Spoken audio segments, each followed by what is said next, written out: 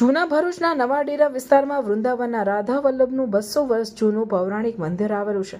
સમય જતાં આ મંદિર જર્જરિત થઈ ગયું હતું, ત્યારે મંદિરનો પુનઃ જીર્ણોદ્ધાર કરવામાં આવ્યો છે. ત્યારે મંદિર ખાતે શ્રી રાધા વલ્લભની પ્રતિમાની પુનઃ પ્રતિષ્ઠા કરવામાં આવી હતી.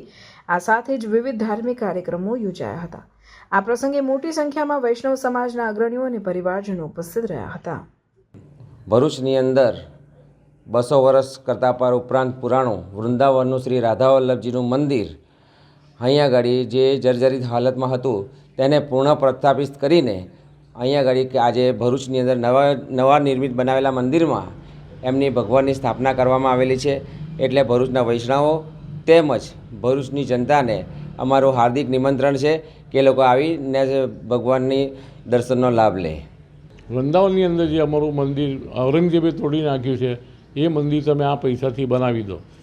કે મારા દાદા અને હરિવંશ મહાપ્રભુજીના સુપુત્ર બંકિમલાલજી મહારાજ ત્યાં આગળ ભેટ અર્પણ કરીને એ મંદિર બનાવેલું. અને ગુજરાતમાં રાધા વલ્લભજીના પ્રચાર અર્થે ટોટલ ગુજરાતમાં 16 મંદિર બનાવવામાં આવ્યા હતા. એમાં ભરૂચમાં 1, અંકલેશ્વરમાં 1, સુરતમાં 1, વડોદરામાં 2 અને અમદાવાદની અંદર 5 મંદિર.